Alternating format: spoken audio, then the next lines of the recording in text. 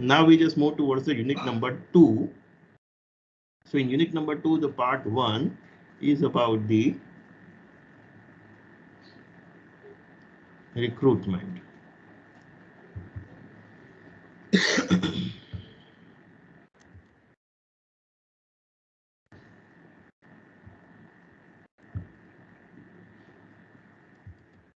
So in our human resource management subject, the unit number 2, where we'll see that we have 3 main points in our unit number 2: recruitment, selection, and training, inductions and placement. In that we start up with the first point, that is recruitment, where we just see that कि recruitment and क्या है. तो सबसे पहले हमने समझा था कि recruitment and selections both are the different things. कि recruitment के अंदर we are trying to motivating the people to apply for the specific job. So recruitment क्या है, तो एक प्रोसेस है कि जिसके माध्यम से हम हमारे प्रोस्पेक्टिव एम्प्लॉयज को आइडेंटिफाई करना चाहते हैं. वो कौन कौन से सोर्सेज से हम प्रोस्पेक्टिव एम्प्लॉयज को आइडेंटिफाई कर सकते हैं वो रिकॉग्नाइज करना चाहते हैं, और उसके बाद उनके साथ कम्युनिकेट करना चाहते हैं, उनको इन्फॉर्म करना चाहते हैं, उनको अवेयर करना चाहते हैं, उनको मोटिवेट करना चाहते हैं, so that they will apply for the specific job. So this is the task of recruitment. So these are the certain objectives which you are trying to fulfill just by doing the recruitment. Various factors affecting the recruitment के भी internal external factors हो सकती है, company regarding factors हो सकते हैं, even external factors हो सकते हैं कि जो हमें affect करेंगे कि भाई हम कितने employees को motivate कर सकते हैं, कितने employees हमारे यहाँ पे apply करेंगे. कि for example even company की image अच्छी नहीं होगी तो क्या है, लोग वहाँ पे apply नहीं करेंगे. तो even internal external factors जो है वो directly indirectly आपकी recruitment process को affect करने वाले हैं. Same way important one is about the sources कि भाई हम कहाँ से ये प्रोस्पेक्टिव एम्प्लॉयज को आइडेंटिफाई कर सकते हैं, रिकॉग्नाइज कर सकते हैं, और उनको ढूंढ के उनको मोटिवेट कर सकते हैं, इन्फॉर्म कर सकते हैं, अवेयर कर सकते हैं. तो we can have a 2 type of sources, internal and external. तो internal sources are the within the organization कि भाई कंपनी के अंदर से ही हम क्या है प्रोस्पेक्टिव एम्प्लॉयज को ढूंढ सकते हैं, आइडेंटिफाई कर सकते हैं, करंट एग्जिस्टेड एम्प्लॉयज है, रिटायर्ड हो चुके हैं उसमें से, और इवन एक्सटर्नल कंपनी के बाहर से भी हम डायरेक्टली एम्प्लॉयज को, प्रोस्पेक्टिव एम्प्लॉयज को ढूंढ सकते हैं. तो इंटरनल पार्ट में हमने डिस्कस किया था कि जो प्रेजेंट करंट एम्प्लॉयज है उसकी पोटेंशियल क्या है, वो फ्यूचर में कहाँ पे कौन सा डेजिग्नेशन पे जा सकता है, वो हम रिकॉग्नाइज करके उसको मोटिवेट कर सकते हैं. जो बंदा रिटायर हो चुका है उसको फिर हम रीअपॉइंट कर सकते हैं. कोई डिसेबल हो गया है उसको या उसकी फैमिली में से किसी बंदे को हम अपॉइंट कर सकते हैं, प्रोस्पेक्टिव एम्प्लॉयज के रूप में हम आइडेंटिफाई कर सकते हैं. इवन एम्प्लॉयज रेफरेंसेस कि भाई हमारे एम्प्लॉयज जो होंगे वो खुद रेफरेंसेस देंगे कि यस सो एंड सो बंदा है वो हमारे कंपनी में अच्छी तरीके से काम कर सकता है. तो even we can frame the programmes कि जहाँ पे क्या होगा कि अगर हमारे एम्प्लॉयज हमें इस तरीके का रेफरेंस देते हैं और अगर वो बंदा सिलेक्ट हो जाए कि अच्छा काम करता है, तो even we are going to give some monetary benefits to the persons who recognize and identify the prospective employees. So in that way क्या होगा, हमें अच्छे अच्छे employees workplace पे मिलेंगे. So this all are the क्या है internal sources which we can use out. But limitations क्या है कि भाई हमें नए लोग नहीं मिलेंगे, नए लोग नहीं आएंगे तो जो नई जो thought process होगी, नए जो views होंगे वो workplace पे नहीं आएंगे. Then about the external sources, तो एक्सटर्नल सोर्सेज के अंदर हम क्या कर सकते हैं, कहाँ से प्रोस्पेक्टिव एम्प्लॉयज को ढूंढ सकते हैं. तो we can go for the campus recruitment, we can go for the private employment agencies के पास जा सकते हैं, गवर्नमेंट एम्प्लॉयमेंट एजेंसीज है वहाँ से एम्प्लॉयमेंट एक्सचेंज से हमें डेटा मिल सकता है. कोई प्रोफेशनल ऑर्गेनाइजेशनल बॉडीज जो होंगी CACS की, तो वो उनके साथ इंटरेक्ट करके उनका डेटा प्राप्त कर सकते हैं, उनको कह सकते हैं. So we can have the data banks, we can have the various casual applicants who are coming at the organizations and submitting their CVs over the websites. They are submitting the CVs. So in that way, we can have the banks. That bank can be used out. We can also have the people in a similar organizations. तो हम वहाँ से भी उनको approach कर सकते हैं. हमारा जो trade union होगा, leader होगा, उसके पास भी लोग job मांगने के लिए आते होंगे. तो वो बंदा भी क्या है, various informations दे सकता है. And now in modern era, the new sources of recruitment, techniques of recruitments are, we can go for the walk-ins, we can consult in the particular consultancies who can identify on behalf of us. We can go for the headhunting through the professional organizations. We can have the business alliances where we can have a a contract with the particular companies who are going to share their human resource with us. Even body swappings can be possible at the professional organizations.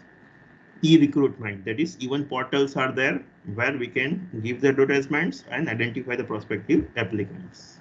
So in this way, these all are the external sources through which we can get the prospective employees, and these are the certain advertisements which we cover out. So this is the part 1. Then next part in unit number 2 we just see is about the selection.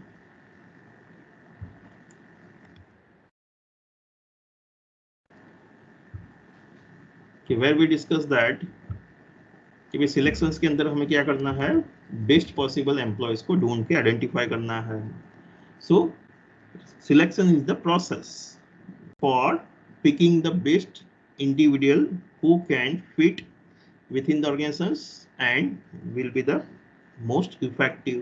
कि जो most qualified है, effective है, company में successful हो सकता है, ऐसे बंदे को हमें आइडेंटिफाई करना है, रिकॉग्नाइज करना है from all the applicants who applied for the specific job. So the selection is a negative process where we are trying to reducing the numbers, while the recruitment is a positive process where we are trying to enhancing the number of applicants. So selection हमने various definitions देखी थी. And important one is the selection process कि भाई selection process के अंदर various steps जो है वो हम फॉलो करेंगे. In that we start up with the first reception के भाई कोई भी एप्लीकेंट्स है तो वो फर्स्ट कंपनी के अंदर जो फर्स्ट इंप्रेशन उसकी होती है वो रिसेप्शन से क्रिएट होती है. तो रिसेप्शन पे जो भी बंदा है वो उसके साथ अच्छी तरीके से इंटरेक्ट करना चाहिए. Then we can go for the screening interviews के जहाँ पे हमारे जो असिस्टेंट होंगे कि जो क्या है स्क्रूटिनाइज करेंगे कि भाई हम सभी लोगों को बुला नहीं सकते, अदरवाइज क्या होगा, हमारा खर्चा बढ़ जाएगा. तो हम क्या करते हैं, पहले स्क्रीनिंग इंटरव्यूज करते हैं कि जिसके माध्यम से हम नंबर ऑफ जो डायरेक्टली रिलेटेड नहीं है, सुटेबल नहीं है, ऐसे कैंडिडेट्स को हम क्या है टोटल लिस्ट में से बाहर करते हैं. उसके बाद जो भी इफेक्टिव और फाइनल एप्लीकेंट्स है, सुटेबल एप्लीकेंट्स है, उनको हम एप्लीकेशन फॉर्म देते हैं कि जिसके माध्यम से हम उसकी वेरियस इंफॉर्मेशन डेटा कलेक्ट करते हैं. एक स्टैंडर्डाइज फॉर्मेट होगा कि जिसके माध्यम से हम सभी एप्लीकेंट से सही तरीके से इंफॉर्मेशन कलेक्ट करेंगे, इवन उसको वेटेज दे सकते हैं. और ये हमें क्या है हेल्पफुल होगा कहाँ पे, इंटरव्यूज के अंदर, कंपैरिजन में और ढूंढने में कि भाई सही इंफॉर्मेशन वो लोग दे रहे हैं या नहीं दे रहे हैं. Then we can go for conducting the various test. तो डिफरेंट टाइप्स ऑफ टेस्ट हो सकते हैं कि जिसके माध्यम से हम क्या है उनको चेक करना चाहते हैं, उनकी स्किल्स, नॉलेज, एबिलिटीज को चेक करना चाहते हैं. तो उसके लिए हमारे पास है इंटेलिजेंस टेस्ट है, एप्टीट्यूड टेस्ट है, पर्सनालिटी टेस्ट है. पर्सनालिटी के अंदर इवन प्रोजेक्टिव है, इंटरेस्ट है, प्रेफरेंस है. देन अचीवमेंट टेस्ट है, सिमुलेशन टेस्ट है. We can go for assessment centres, और असेसमेंट सेंटर्स के अंदर हम क्या कर सकते हैं, इन बास्केट इंफॉर्मेशन दे सकते हैं, एक्टिविटीज दे सकते हैं. विदाउट ग्रुपलेस, लीडरलेस ग्रुप के अंदर डिस्कशंस दे सकते हैं, टास्क दे सकते हैं, वेरियस बिजनेस गेम्स उनको खिलाएंगे, एंड इंडिविजुअल प्रेजेंटेशंस दे सकते हैं, और इवन स्ट्रक्चर्ड इंटरव्यूज वहाँ पे हेल्ड करेंगे जिसके माध्यम से हम उनको चेक कर पाएंगे. Same way we can go for the graphological test कि जहाँ पे उनकी हैंड राइटिंग्स को एनालाइज करेंगे. Even lie detector test is also possible in some of the क्या है जो क्रिटिकल जॉब होगी उसके लिए. Then integrity test. So these all are the various tests which we can conduct for the purpose of evaluating the employees. Then after क्या होगा, next will be the interviews. कि भाई इंटरव्यूज के अंदर भी once again we can have the different types of interviews कि भाई जहाँ पे हम क्या करेंगे, उनको different questions पूछेंगे और जो इन्फॉर्मेशन हमने टेस्ट के माध्यम से कलेक्ट नहीं की है वो सारी इन्फॉर्मेशन हम कलेक्ट करने की ट्राई करेंगे. तो we can have the non directive interviews कि जहाँ पे कोई सीक्वेंस पहले से डिटरमाइन नहीं होगा, डायरेक्टिव स्ट्रक्चर्ड इंटरव्यूज कि जहाँ से पहले से सारे सीक्वेंस फिक्स होगी. We can have a situational interviews कि भाई जहाँ पे हम कोई हाइपोथेटिकल सिचुएशंस उनको देंगे सॉल्व करने के लिए. बिहेवियरल इंटरव्यूज कि भाई हम उनका बिहेवियर चेक करेंगे. स्ट्रेस इंटरव्यूज, उसको इवन पैनल इंटरव्यूज कि भाई बहुत सारे लोग होंगे कि जो साथ में मिलके उसको वेरियस क्वेश्चंस पूछेंगे and we are going to evaluate कि वो बंदा कैसा है कैसा नहीं. And lastly we have the medical test कि जहाँ पे हम उसका मेडिकल चेकअप करवाएंगे कि भाई वो बंदा सुटेबल है या नहीं है कंसर्न जॉब के लिए, psychologically and physically, and then आपका लास्ट में हम रेफरेंस चेक करेंगे कि उसने जो एप्लीकेशन फॉर्म के अंदर रेफरेंसेस दिए हैं उनके साथ इंटरेक्ट करके उसकी पास्ट इंफॉर्मेशन जो होगी वो हम कलेक्ट करेंगे, पास्ट जॉब की इंफॉर्मेशन कलेक्ट करेंगे, and based on that we can identify and we are going to take a decisions कि भाई उसको एक्सेप्ट करना है, अपॉइंट करना है या नहीं करना है। उसको अपॉइंट करेंगे मतलब अपॉइंटमेंट लेटर उसको हम सेंड करेंगे। तो this is part number 2। Part number 3 will be the placement and inductions कि भाई उसको हमने अपॉइंटमेंट कर दिया, फिर वो क्या होगा, वो बंदा अपना अपॉइंटमेंट लेटर लेके कंपनी में आएगा और वो एक्सेप्टेंस लेटर देगा कि yes he is ready to work with us. तो उसका क्या होगा, प्लेसमेंट एंड इंडक्शन प्रोग्राम बाद में स्टार्ट होगा। So the third part in our unit number 2 is about the placement and inductions कि भाई जहाँ पे हमने डिस्कस किया था कि प्लेसमेंट क्या है। तो प्लेसमेंट इज द प्रोसेस कि जहाँ पे हम उसका एक्चुअल पोजीशंस क्या होगी, एक्चुअल डेजिग्नेशंस क्या होगा वर्क प्लेस के अंदर, कंपनी के अंदर, ऑर्गेनाइजेशन स्ट्रक्चर के अंदर, वो सारी चीज़ें वहाँ पे हम डिटरमाइन करते हैं।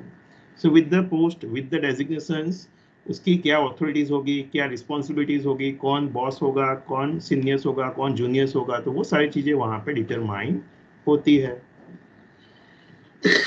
अगर हमने सही बंदे को सही जगह पे रख दिया तो उससे क्या होगा, वो बंदा वहाँ पे अच्छी तरीके से काम कर पाएगा और इवन जो मिसफिट के चांसेस है वो कम होंगे, तो वो छोड़ के भी नहीं जाएगा, अच्छी तरह से वहाँ पे काम करेगा।